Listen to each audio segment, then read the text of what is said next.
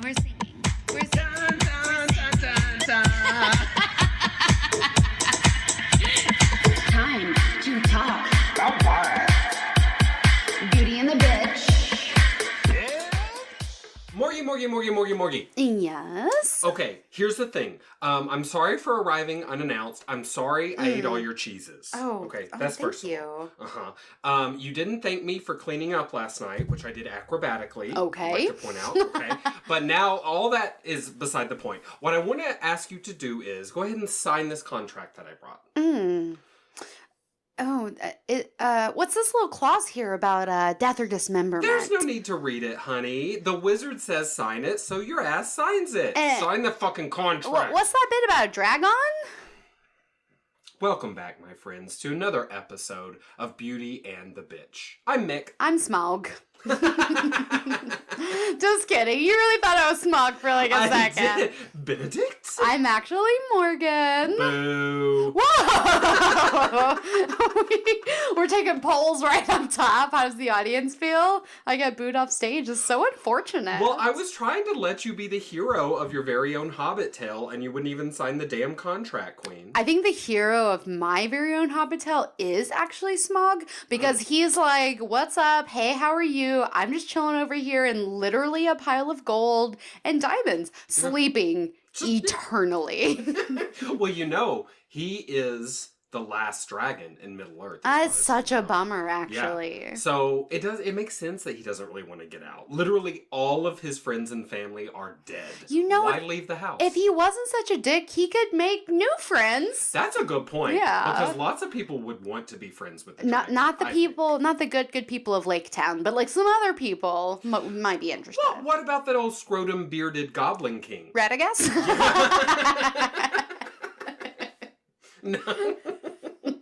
No, he's the bird shit. You're talking about that. Stephen Fry played him in the movie, and I thought he did a great job. Yeah, okay, so we didn't actually say, but it's probably obvious. Today is the first of 3 episodes that we are devoting to the 3 Hobbit movies, / the Hobbit book. Or There and Back Again, an unrequired 3-part episode covering The Hobbit. Does that sound familiar?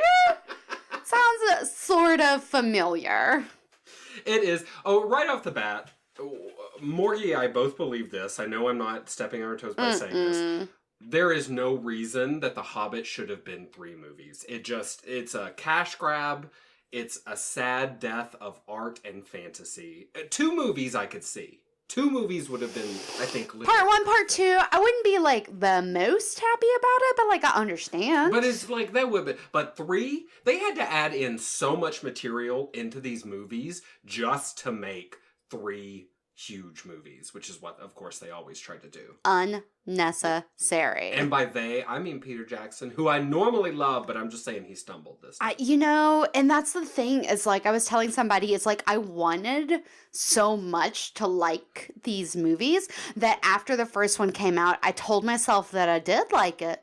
I did like it. Mm-hmm. I liked it. It's The Hobbit. What's not to like? I love The Hobbit. Peter Jackson. And then I have become more real with myself over the years, you know? And so now I'm ready to get salty about it. So you're ready to just look in the mirror and say, you know what? You are imperfect. Hobbit / myself. No.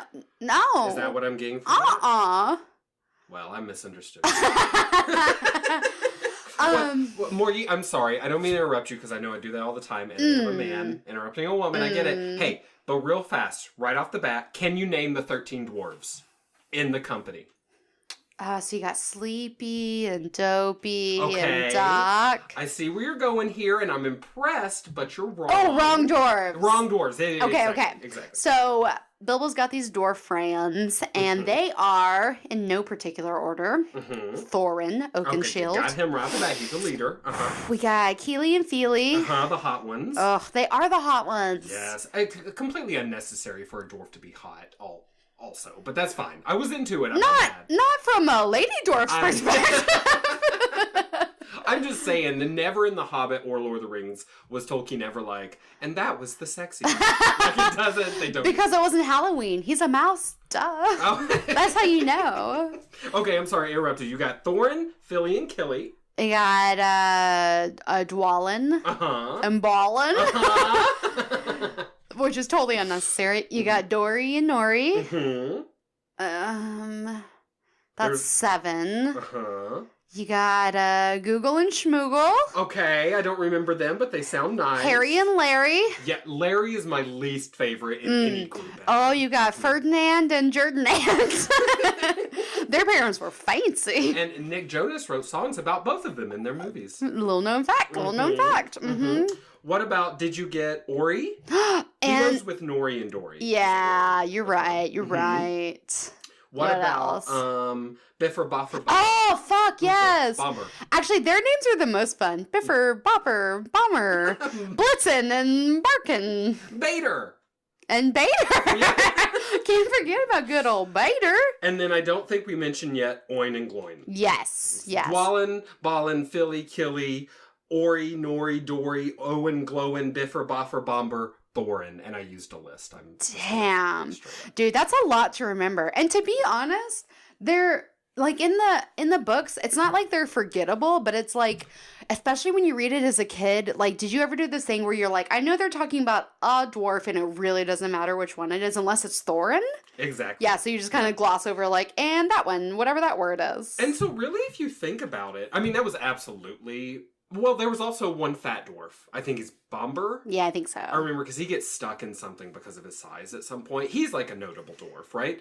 And then either Philly or Killy, I can't even fucking remember now which. Philly, I think, is like the youngest of the dwarves. He's like the baby dwarf.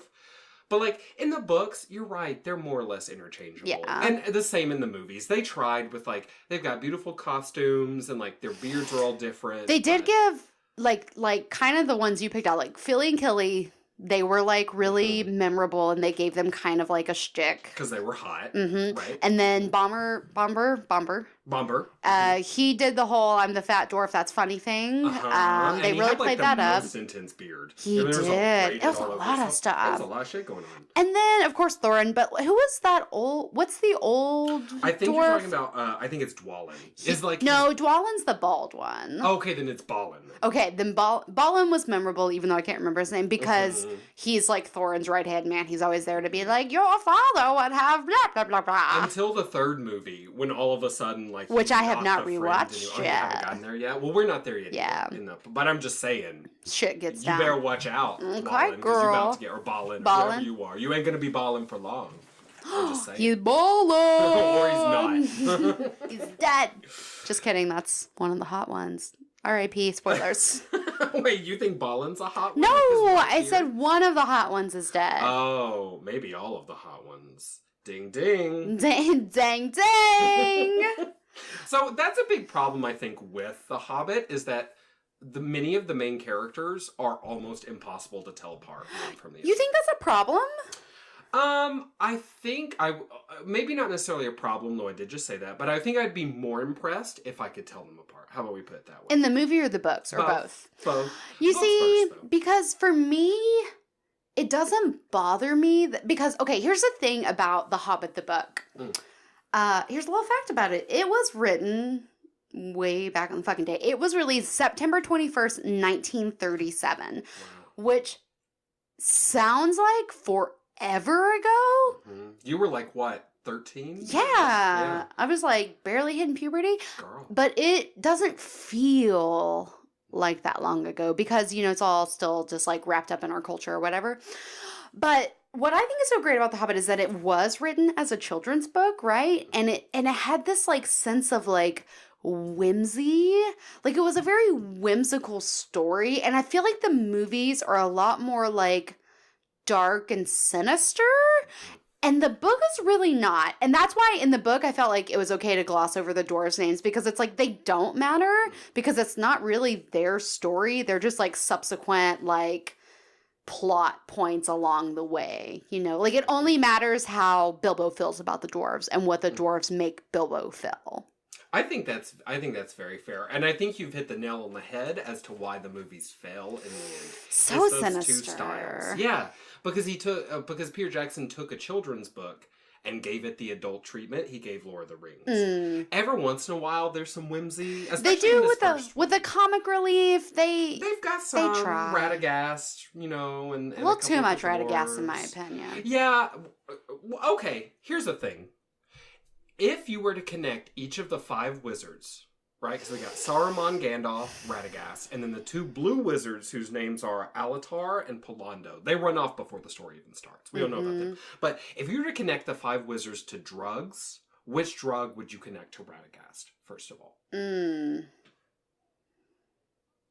Probably mushrooms, right? I would say so. Yeah, that makes sense. Because that hooker is tripping. Girl. That's why he doesn't realize that there is bird shit literally all over his face. It's pretty gross. I'm not okay with that. Yeah. And that's also not hygienic. A wizard should know. You can get diseases. He should know. Yeah, psoriasis at the very least underneath the bird shit. Oh my god, that's a great question. Let's not be done with that. I'll bring us back. What? There was like this shade that I think Bilbo threw at Gandalf in the first movie where he was like, oh, Radagast, is he like a good wizard or is he like you? And I was like, and Gandalf didn't even like, he wasn't even upset. He was like, oh, he's good. He's good wizard. I was like, that's fucked up, Bilbo. Well, but you know what? It is really easy to overlook what Gandalf does. Because so much of his power is like social power, like cheerleading power, and like running around to make sure people know things. Gandalf is an office manager. 100%. He is the office manager of Middle-earth. Yeah. He keeps that shit tidy. Yes. When there are problems, he solves them. And he may not be the physically strongest person in the office, but when you need shit done, who do you go to? And he has the best gossip. He knows Queen. everything. Yeah, because he gets people smoking that fucking Shire weed, and then they just start talking. Obviously, his drug would be weed. That's obvious. He is the weediest weeder ever. He is. He's a big old pie. So if he's weed and Radagast is shrooms. Ooh, Saruman. So here's one thing with Saruman. It's kind of a tie for me. Okay? Because he's so about making things, I feel like it can't be a natural drug. Okay? And he's also, like, very uptight. So I was torn between cocaine, which is natural but processed, and methamphetamine, which is, like, so Saruman. But I was like, that's such a modern drug. I don't know. What do you think? Out of those 2 choices, I'm leaning more towards meth because it's, to me, more of a sinister drug, right? It's, like, got all these negative connotations. But then, like, you see, like, perfectly nice people get, like, so quickly addicted to it and I feel like that's how Saruman is with, like, the Uruk-hai. He's, like, lords over them and, like, they're addicted to him and his power and his reign, and like they need him, they like feed off of him, you know what I mean? And couldn't use but he's white. He is white, so cocaine. Well, and he does have those cocaine fingernails too. Oh, you know, girl, yeah, he spreads it out. Oh, girl, he's got those long ass wizard ass nails. It's not cute. So I don't know, maybe both. I mean, he's real fucked up. So, and he loses his looks in the end, right? He stops being the white. He does. He starts being of many colors. You know why? Because he's dirty. Or he's like that horse from The Wizard of Oz. Yeah, or he's a special magical horse that is in the Emerald City. You know, we may never know. Little known fact. Same actor plays both characters. Oh, R.I.P. Oh, yes, sweet man. Okay, well, what about Alatar and Polando then? Okay, so here's the thing. They went off to the east, to the desert, to the Easterners, and we never heard from them again. We don't know if they failed or if their job was accomplished, but then they died. You think they're 2 different drugs or 1 drug? They could be one, but it needs to be like an Eastern drug. What about peyote? Ooh, that could definitely because it's like mysterious and it takes you on like a spiritual quest, but like maybe it took them so far they never made it back. I could definitely see that. I could see that. Okay, so let's say Polando then took too much peyote. Makes sense. Yeah. And that motherfucker, he forgot where he was, walked off a cliff in the desert. We've been there. Girl, I've done it 3 times. That shit happens. Yeah. How about Alatar, his more chill brother? What if he became enamored of heroin? You know, I was just thinking about heroin. Were you? Only in this context. I like thought literally you looked just a little because of frazzled that. when you got here today. Like you had an itch you couldn't scratch. It's all I think about. Addiction's not funny, Morgan. We're going to have a hotline at the end of this episode. Yeah, if you're addicted to heroin, please call Morgan. And if you have some to share. Oh, shit. Okay, so I think I would stand by those. One peyote, one heroin, and the others as we listed. What kind of drug would you associate with Sauron? Oh, girl. Is he like crack because like you just can't quit him? Because the ring is kind of like crack. Oh. You know what I mean? It is kind of like crack. Well, you certainly get addicted to it. I mean, that's the whole analogy that's played out with the ring, right? At least to my mind, Yes. over and over is the analogy of addiction. I just can't quit you. Oh, that's like the most touching scene from that tragedy of a movie. That movie was bad. Brokeback Mountain, so sad. You know what? I think, have you heard about that South American drug called zombie powder? No. It's called something else. But, I'm scared of that. It is frightening. So they make it from, I believe, a seed pod or maybe bark from a tree that grows in South America. Okay. And I think also in Central America. It's really popular in Brazil. If someone blows it into your face, like on the street, and you inhale it, you become very, very susceptible to suggestion. So I will walk up to you. I say, what the fuck? I say, Morgan, poof. I blow in your face. You go, what the fuck? And I would say, don't be upset. Just let's go to the ATM. And you take out $2,000. Did you make this up? No, this is a real thing, Queen. How? It's used a lot in crime, but also in like sex trafficking and human slavery and stuff like that. That is so sad. I read about it in the Times, my Queen. Oh. So that should exist, and that is Sauron.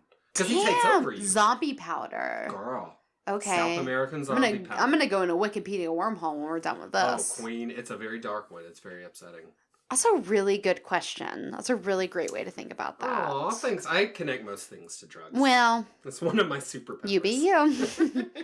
Did you have any more facts and figs for us, Morgan? I know I cut you off so brutally. Not really. I looked at what the ratings were for this movie, The Hobbit: An Unexpected Journey, which is movie number 1, and it got 7.9 out of 10 on IMDb. So like C plus, B minus. So I don't know. Yeah, it's the best of the 3, I think. Really, so. I haven't rewatched the third one yet, but I rewatched the first 2. And I got so salty during the first one that when I got to the second one, I had to like change my garbage attitude to get through it. And so I convinced myself that I was okay with like the bullshit changes they made. And I actually enjoyed the second one better, which was surprising because I didn't like the second one at all upon my first viewing because I was so mad about Toriel. But anyhow, we'll get to that. So 7.9 out of 10, and it ran for 2 hours and 46 minutes. Did it feel like it? Yes. Yes, it did.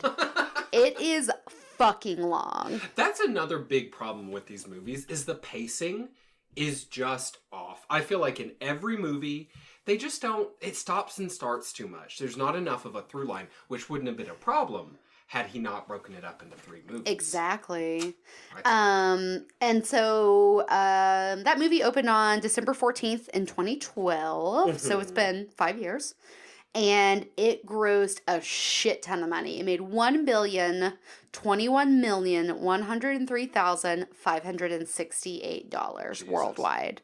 That's insane. I'm not shocked though, because girl, I remember before this first movie came out. Everyone was excited. Yeah, because we thought and maybe it was an unfair assumption, but I thought we were going to get Lord of the Rings again. You know, like just as good, same quality, blah, blah, blah. And in some ways it was. I think in some ways it wasn't. Well, the problem was it could never be Lord of the Rings again, right? It shouldn't, by making a trilogy of it and using like the exact same team in many cases, he set us up to want the same thing, but it's not the same thing. It's a children's story. It is. So. And you know what I think could have been better besides like it was a little meandering like you said. I feel like what's so great about the way the book is set up is that because it's a children's book, they give you like a little bit at a time to like absorb. It's like every chapter is like episodic, right? So you like meet the dwarves in one chapter and you face the journey in one chapter and you meet the trolls in one chapter. Like everything. I'm still living in that chapter. Yeah, girl. Ooh, damn. That's shady. But like basically they take a chapter to like world build and then you build up to everything and then you get the conclusion at the end of the book where all of those elements come together like for like the battle or whatever, the 5 armies. So you get It's very episodic is the only way I can think to say it. And I feel like if he had done that one movie episodic, because they already break up basically the DVD, into chapters. So every chapter could just chronicle a piece of Middle-earth. But then they had to do all this bullshit with, oops, this orc hates fucking Thorin, and he's all this like dramatic intrigue around that, and like, oh, it's so important, and like, what's Gandalf doing, and like, in the it's just like too much. I think I agree with you. It is just too much. It's too much trying too hard. I like it when people are just cool and it happens naturally. Yeah. That's what I prefer. In the books, Azog, the Destroyer, he is a character, but he's killed, I believe, by Thorin or by Thorin's father in that battle. Yeah. Where the grandfather dies, and where Thorin becomes Oakenshield. Yeah. That's when Azog is done. And then his son, or in the movies, he's his son. I forget his name, like Balog or some shit. He's the one, Bolg. His name is Bolg. Then he is kind of like the commander of the armies, but it's a much smaller role. Mm-hmm. And the only thing that kind of connects him is he's like, oh yeah, my father Azog fought these dwarves. I hate these dwarves. That's really it. Yeah. So, yeah, I didn't agree with that either. I thought Azog the Destroyer was like an underwhelming villain. He was. He can't stand up against like Smaug and the Battle of the Five Armies is the climax of the third movie. He just isn't enough for me. So why don't we talk about a couple of the things that we think are good from the movie? Because there are some like pretty good highlights, I think. I think the most obvious highlight is the casting of Martin Freeman as Bilbo Baggins. So good. Like, literally perfect. Mm-hmm. Like, he was literally born to be Bilbo Baggins. I wouldn't have picked him out on the street and been like, that's Bilbo. I think maybe because the animated versions of Bilbo were still, like, trooping around in my subconscious. When he's real small and real round and goofy looking. Martin Freeman, though, what's amazing about him is his ability to communicate with body language. His mannerisms are everything. And yeah, they he's make good. that character. He's such a good actor. I think he's the highlight of the series. He definitely is. Yeah, like he's the single most redeeming quality of the series, and he really holds it together when it's kind of like boring or like whatever. But like, I agree. You might call him the Mick Parker of The Hobbit. I just really don't think that's online. applicable. They might say it on the subreddit. Probably like only if you I typed it last night. Well, that's where that comes from then. I do think one of the really great things about the movies, since we're talking about that, besides some of the acting, is that there are lots of really good plot payoffs, right? Mm-hmm. Like, people are constantly getting into seemingly inescapable places and then getting out, right? So, like, you've got, like, Riddles in the Dark, where we meet Gollum, right? Does that happen this movie or the second movie? First movie, because he gets the ring. He gets the ring, and then he does his little burger thing and like saves them, and then they're convinced like he's a burglar after all. Yeah, he's born to do this. Yeah. But there's lots of it, like the spiders, which we won't get to until the next episode, but like the spiders then getting away from spiders, the elves and getting away from the elves, like Smaug and getting away from Smaug. It's a constant like seesaw effect of we're fucked, we're okay, we're fucked, we're okay. And I think that is interesting to read. Yeah, for sure. And throughout all of like those big pivotal moments happening, we see like this crazy personal growth for Bilbo. Like Bilbo's transformation is like so immense, and like because Martin Freeman's so good at like portraying him, you can just like see the wheels turning and the changes happening, and like he does like find this like powerful ring that like assists him in like doing some of these things, but like Bilbo from the beginning of the story would never have even like thought about trying to do those things. So his journey is really enjoyable to see him grow. And I think it's very debatable whether or not The Hobbit as a book is better, whatever that means to you, than Lord of the Rings, the trilogy, or the one big book sometimes. I do think that one thing Hobbit has over Lord of the Rings is the protagonist. I think Bilbo is more likable as a protagonist than Frodo. Absolutely. I actually totally agree with that statement. Oh, good. And all my other statements too, right? Because I'm always right. I'm a man, though. Well, and you're right. Man. You're right. Okay, good. You're right. No, but Bilbo is, he's funnier than Frodo. Frodo's a sad sack, to be honest. He's got a shit plight in life. He does. The role he has to play is not a fun one. Bilbo gets to actually have fun. He gets gets to learn to fight. He gets he's on a literal adventure. He saves the dwarves like over and over from various things, even saves Gandalf a few times. Whereas Frodo literally just walks.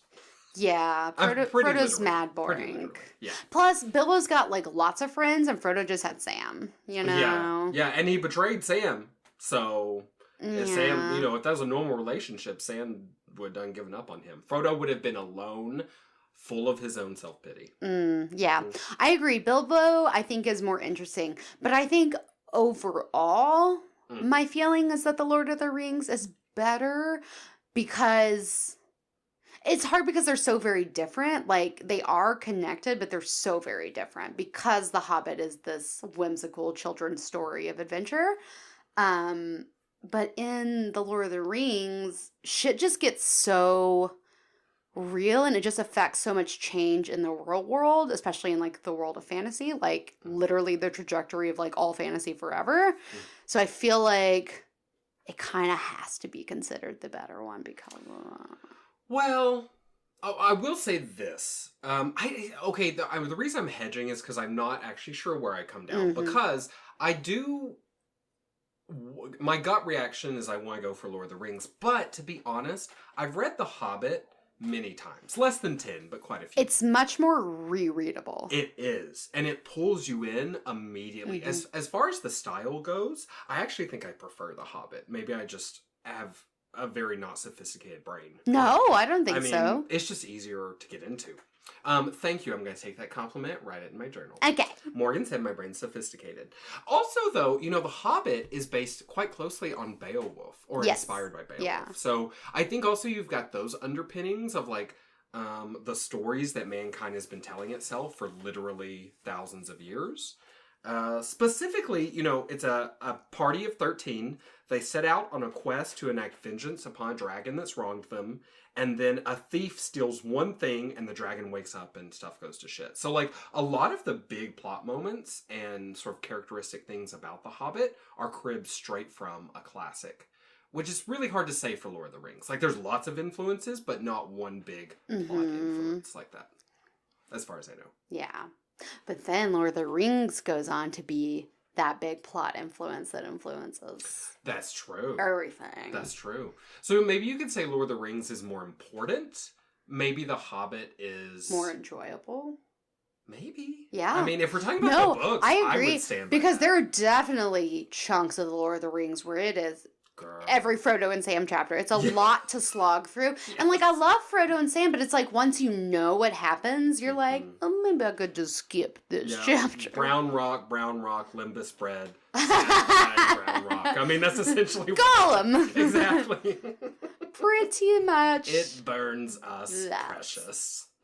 Yeah. So, I literally don't know what we're talking about, but...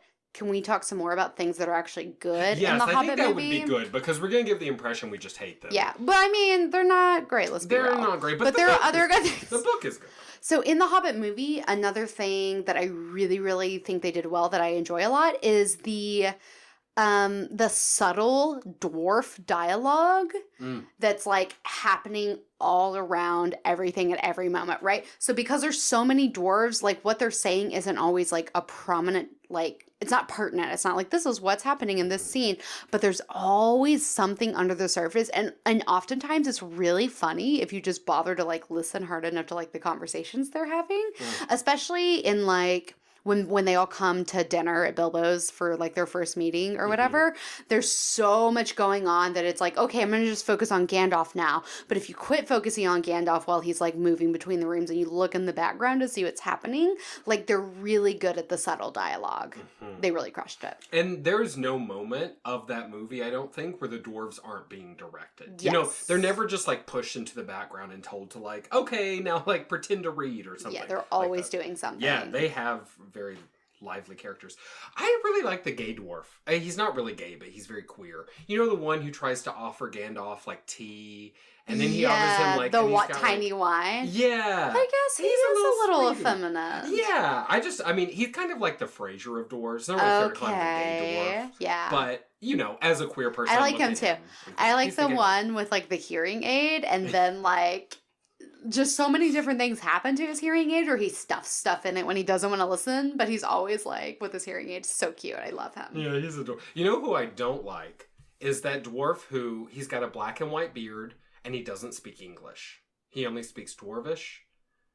You know why I don't like him is because he's so hard to remember, because the look on Dude, his I face literally right don't remember that person. He literally, at one point, Bilbo says something to him when they're still at his home, when they're still in Hobbiton, and he says something in Dwarvish, because he's the one dwarf who's never learned, common speak. And then that's pretty much all. In all three, I'm sure if you were to watch him, he's doing stuff in the background, but I bet he still got paid. Girl, well, preach to that.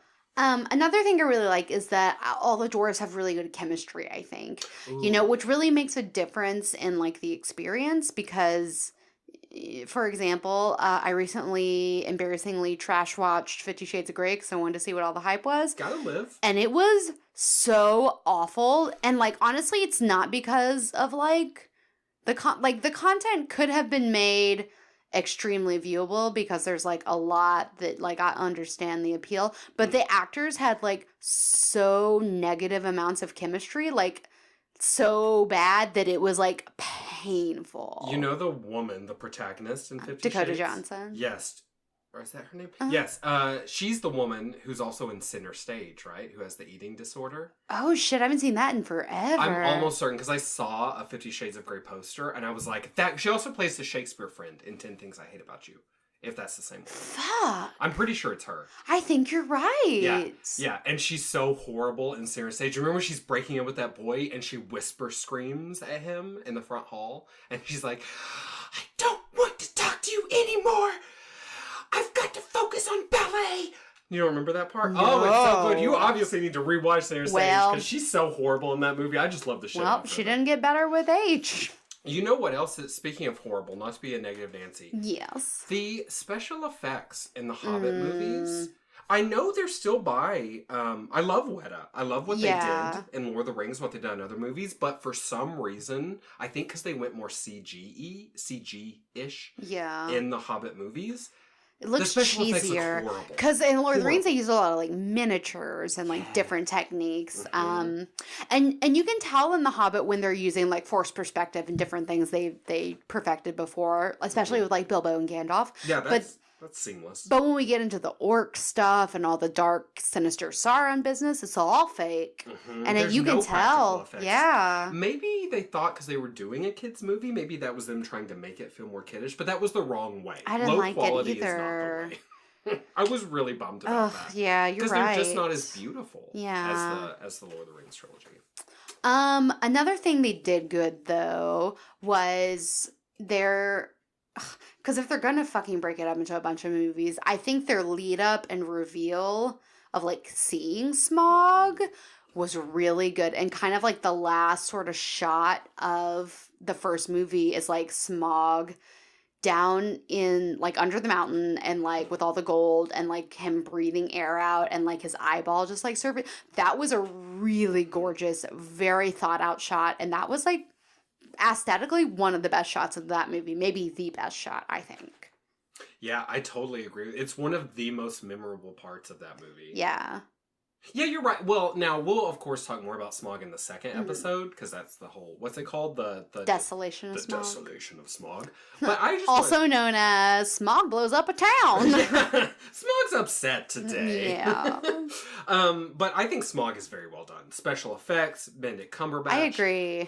The way they portrayed him and gave him personality. We'll get into it later, but in general, I think that's one of the few, like shining achievements. Agreed.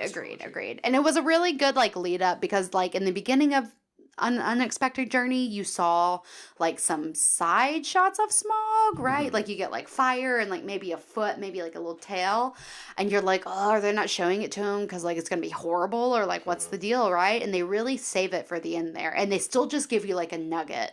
So they're like, you got to wait till next year for like the full picture. Just an everlasting, which is smart. Yeah, that was good. Yeah, hyped things up. I mean, there was very little hype after everyone saw the first movie. Sure. So it was and I'm sort of done with things I think they did really well. Yeah, I didn't specifically look for things that did really well. I did mostly focus on the negative. It's just easier with these movies because the negative things are so glaring. But how about this? If we didn't talk about it negatively, we love it. We'll just say, in case people think we hate everything to do with these movies. Yeah, if we don't specifically shit talk it, we're obsessed with it. Yeah, pretty much. Yeah. Well, speaking of specifically shit talking things, Morgie. Okay. I've got a little secret history for you. Would you be interested? What's my favorite? Do you want to learn? I love to learn. Okay. So this is a secret history of hobbits. Oh. Okay. Yeah, seems apropos, right? So how about we start off with this? The little known things. Now tell me, what do you know about hobbits, Queen? Concerning hobbits. Hobbits are a really cute, tiny species of man subsets. Humanoids. Yeah, humanoids. Cousins to men. And they care a lot about food and drinking and smoking hobbit pipeweed. And they like to live a quiet, peaceful life. Absolutely, yeah. Hobbits, also called halflings, between 2 and 4 feet tall. Ooh, that's a big difference. It is a big difference, and I'll get to why, because that's part of the secret history. Okay. But it is a big difference. Yeah, 2 feet tall. Also, can I say that's a very tiny little halfling? That's a small half. That's like a BB. Yeah, puntable even. They generally live around 100 years, and they come of age at 33, not at 18. Queen. I know. So if people think that millennials are bad living at home into Look at Frodo. Yeah. He was living with Bilbo till Bilbo left. Girl, exactly. Till Bilbo literally ran away to kill him. I can't take it. Okay, so that's the little known facts about hobbits, but you knew those because you're a big fan. Okay, the smaller than little known facts. Mm-hmm. So there are 3 races of hobbits. Say what? Yes, Queen. Have you ever heard anything like this before? Well, maybe vaguely. I can see some knowledge behind your irises. And it's really good. It's great to see some knowledge there. So brief and fleeting. Yeah. Continue. Okay, so the 3 races. The Stors, Stwor, right? Okay. They're like the Riverland hobbits. So they're the only... Is that like Merry and Pippin? Actually, yes. Merry is half Store. Okay. So his people tend to be... They're the smallest. And they've got like dark complexions. They're the only hobbits of the 3 races that can grow a beard. Ooh. So they're the most, I think of them most like the dwarves in a way, right? They get along with the dwarves. Or maybe you can think of them as like lumberjack hobbits. Whoa, that'd be even better. Yeah. Plaid. 2 feet of plaid. Yeah. Right? Oh, why are they gonna wear a plaid dress? They can put some trousers on. Girl, no. Plaid socks? Think how much trouble it would be to tailor some trousers for someone whose leg is like 12 inches long. Well, we don't got time for that. I guess. No, nobody got time for that. So the Harfoot race is like the most common. They're mostly what we think of when we think of what hobbits look like. Around 3 feet tall. They like to live in hills. That's like they a Bilbo with such. people. They're real chill. Well, okay, so here's the thing. The last race, and all of these races live in Hobbiton. They traveled there various ways, but now they're all kind of mixed together in Hobbiton. So really, the hobbits are all 3 races, which is nice. It's a post-racial community. Very nice, very nice. Which is lovely. But the 3rd race, these are the Fallowhides. Now, these are the tallest. They're also the fairest. They like to live in woods, and they're very elf-like. So... they're really interesting because they're the adventurous hobbits. Oh. Okay. So now we're going on to the secret history. Okay. So we got the basis for this. So Deagle and Smeagol, right? Also known as Deagle and Gollum, right? Later on. Those are stores. They're store That hobbits. checks out. They like to fish. Yeah, exactly. We saw that from them. And now they live in what is, as far as we know, the ancestral home of the hobbits. Well, they live nowhere now because they're dead. They're long dead. Their whole community's dead. gone, actually. And actually, that happened for unknown reasons a couple years, maybe 110 years after Gollum got the ring. And there is some question as to whether he destroyed his community. Oh my god. No one knows how, but possibility. Because after they kicked him out, that community... What did you say the ancestral home of? Oh, the ancestral home. Thank you. It's the Gladden Fields in the Anduin Vale. So it's between the Misty Mountains and Mirkwood. It's like a swampy area up there, just north of Lorien. Okay. And we think that's where hobbits came from originally, and then they all branched out in various ways and got to Hobbiton.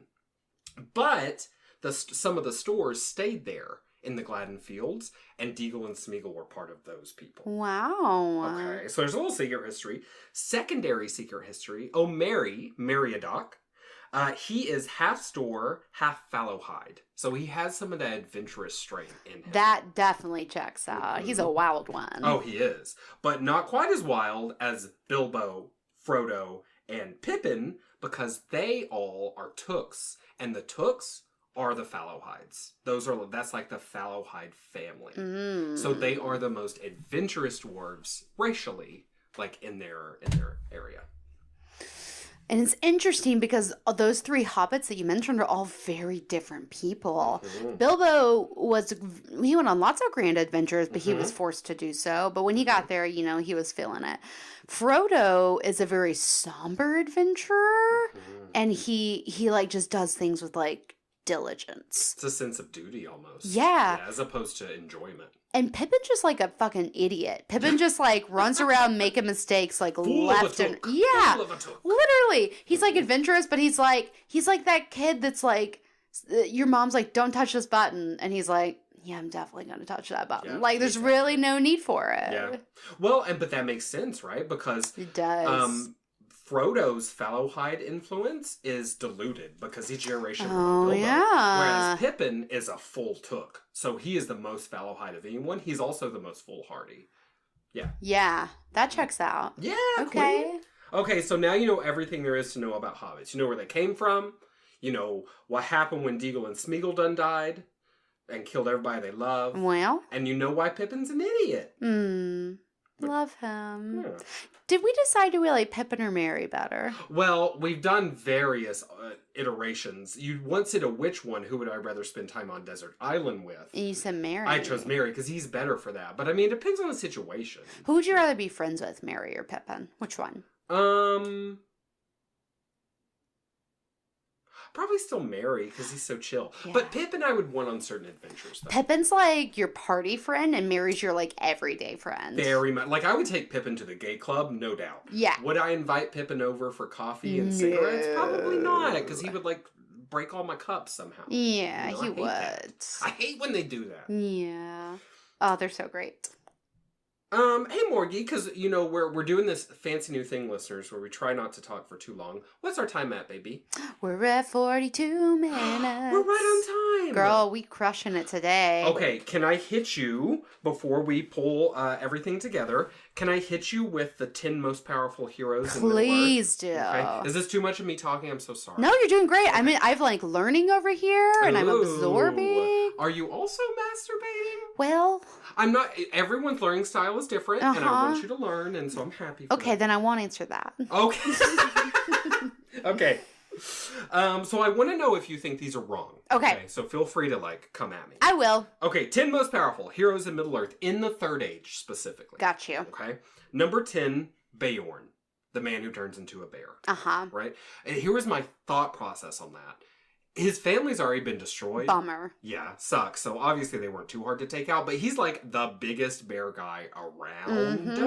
And in the books, he pulls in other bear people. In the movies, he's all by himself. Yeah. So, Beorn, because he's strong. We could have used some more of him. Girl, we could have. I love his character. Me too. I really do. He's one of my favorite minor characters. Okay, number 9, Treebeard. He's powerful, right? He's very powerful. I mean, he raises an ant army. Right? But I feel like he could take out Beorn in a fight. Don't you? Yeah, I do. Pretty sure. Well, because the Ents are so resilient. I mean, like, fire fucks them up.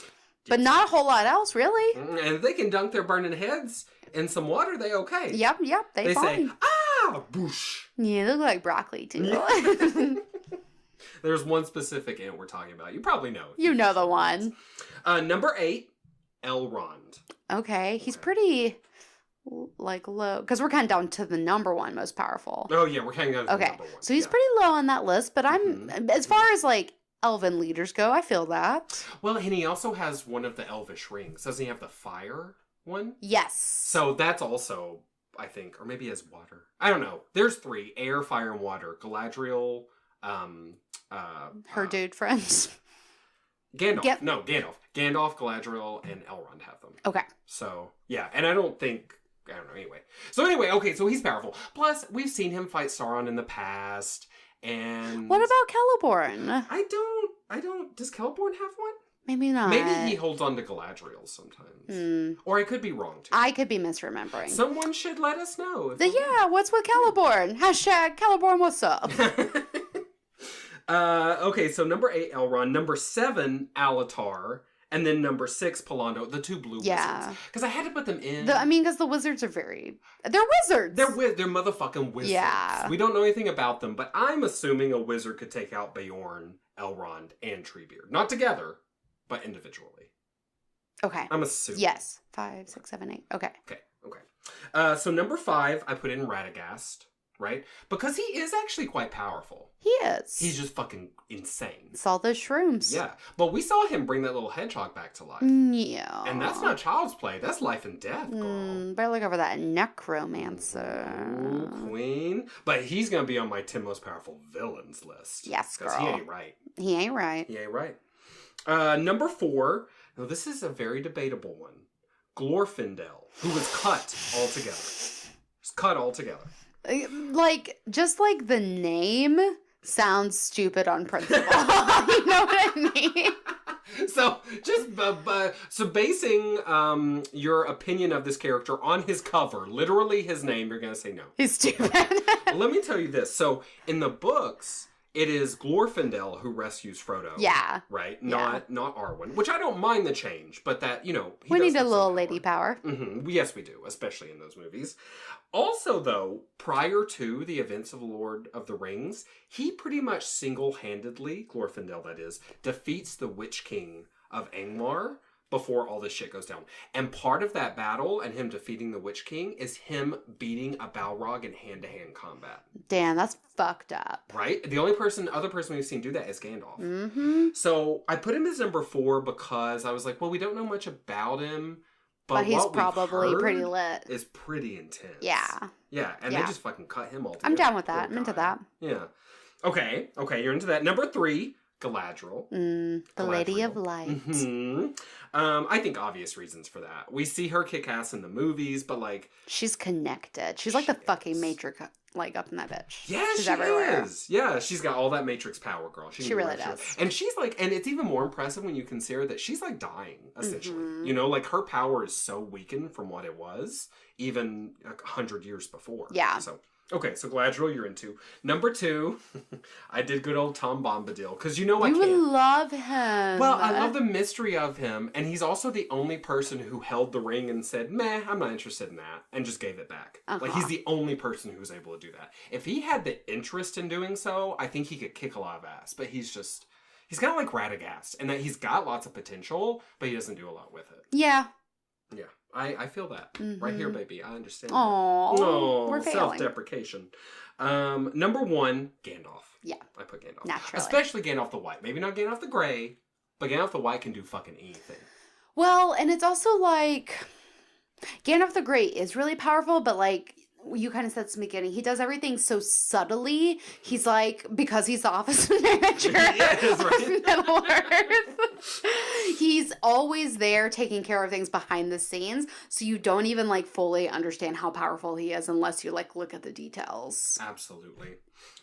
Is there anyone I left out? Because I do have 3 very quick honorable mentions, but I want to know if there's anyone you're angry I left out. I'm not angry. You look angry. Are your eyebrows just drawn on that way? No. Oh. I'm just kidding. Your eyebrows look great, baby. Thank you. You don't look angry at all. Honorable mentions are Aragorn, the Eagles, and in the movies, those crazy-ass rock giants. Oh, yeah. Whole mountains. I didn't like it because I was scared. And girl, I didn't like that part of the movies because I couldn't fucking see what was going on. So dark. Why do you like make he's Zack so Snyder dark? up in there. Girl, it honestly, that is one of my biggest pet peeves. Yeah. If I can't see what's happening or hear what's happening, very I'm frustrating. mad. Very frustrating. Why did I pay $2.99 for this on Amazon Prime? I can't see 15 minutes of the damn movie. I would like you to take away 15 cents or whatever is appropriate. Or whatever bullshit. Monetary value you would like to place. Yes, but my point is, give me money. I've been wronged. Oh, that was amazing. So besides Tom Bombadil and your unnatural obsession with him, I totally agree with that. And I love seeing Gandalf sit atop the podium where he absolutely belongs. Obvi. So I'm into that. Okay. So, baby, do you have anything else for our first Hobbit episode? I feel like we should stretch it out. No, I think we're good. Oh, you think we're good to go? I think for me, my takeaways from this episode are two things. Like, number one, my biggest question is, where is the whimsy? The whimsy is what we're missing. A little bit more whimsy would have gone a long way. And my number two thing is, Gandalf's the office manager of Middle-earth. Yeah. I'm never going to forget it. It's my new favorite thing. It's probably the most true thing we've ever said. Period. Period. End of discussion. I really don't think we can say anything beyond that. Now log off. From the Oasis. Sorry, I just got done reading Ready Player One, which I'm about to plug. Ooh, Let me hit you with some plugs. Plug it. Plug that shit. So, first of all, you guys can, of course, follow us on all of our social medias. We're at BNBcast. That's BANDBCAST. Check us out, Facebook, Instagram, Twitter. If you want to hit us up on our website, we got blogs and all the info, all the deets there. You can contact us at bnbcast.wordpress.com. You can follow me personally at Morgandalf. And you can follow me at bitofbella.wordpress.com. All right, and my pop culture plug for today, what's making me happy, I literally just last night finished Ready Player One, and I really don't like to hype things that are already, like, hyped that might be kind of overhyped, but I have to be that girl because I did find it so enjoyable. Good. Yeah. And you listened to audiobook, right? I did. Would you recommend that for I someone would. else? So narrated by Will Wheaton, who is briefly mentioned in the book as per nostalgia intends. Yeah, so it's a great book for anyone who loves pop culture, dystopia, intense nostalgia, and everything 80s and video games, because there's a lot for you, and there's even a lot more than that. I found it to be pretty nuanced. I don't know, I really enjoyed it. It was a little kitschy sometimes, but in, like, a good way, you know what I mean? So check out Ready Player One and the audiobook with Will Wheaton. Especially because we're going to be doing an episode on this coming out in a few months, so because the movie's coming out. Yeah, So, Steven Spielberg, scoop that shit up. Doing that research more. Girl. Well, I haven't really been doing research, but I have been binging a new show on Hulu that I'm obsessed with. Tell me. So you probably heard of it because it was advertised up, down, and sideways. It's called The Runaways, and it's essentially about a team of teenage superheroes. And I don't think this is a spoiler because it's literally how they describe the show in the blurbs and stuff. They find out in the first couple of episodes that their parents, who are all very wealthy but otherwise quite diverse, are in fact supervillains. And they're killing people for this unknown purpose. And so then the teenagers have to decide, okay, do I choose my parents or do I choose my friends, the other teenagers? They've all known each other since they were small children because their parents have been supervillain team up people forever, right? So now the original way that I came across The Runaways was in the comic form. It is adapted from a comic. The comic's by Brian K. Vaughan, and it came out in 2003. And it's really good off the bat. It does kind of waver a bit after, I'd say like 20 comics or so. And it was canceled briefly. But then it was brought back. It's ongoing currently. The Runaways is from Marvel. And right now, it's being written by Rainbow Rowell. Yeah, Ooh, I know. That's amazing. So definitely binge it on Hulu. It's really fantastic, really enjoyable, super diverse, set in LA. And then if you really like it, I would say go on to the comics because the originals are great. Yeah. And the new ones must be great too. I haven't seen them yet, but Rainbow Rowell's super talented. Yeah, indeed. All right, well, be sure to check out all those things, baby, and we'll catch you next week. Now let's sing that dwarf song on the way out. You know, beneath the mountains, black and sad. Oh, that's a Christmas song. I just sang. But it really sounded like that dwarf song. It does. The misty mountains. Something. I like the one they sing about Bilbo and they're like, that's what Bilbo Baggins hates. Oh yeah, bend the forks and smash the plates. Which is like really rude and like really poor guest They're behavior. horrible house guests. Really bad guest. Get out of my hole. You're done. Find Wait, get out of my hole. Find a nickel. Girl. Ah. Baby. Bye.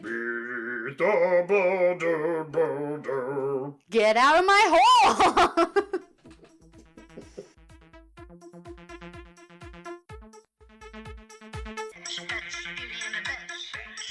Beauty in the Bed. home. Beauty in the Bitch. Bitch. You look. Bitch. Bitch. Beauty in the Bitch. Beauty in the Bitch. Bitch.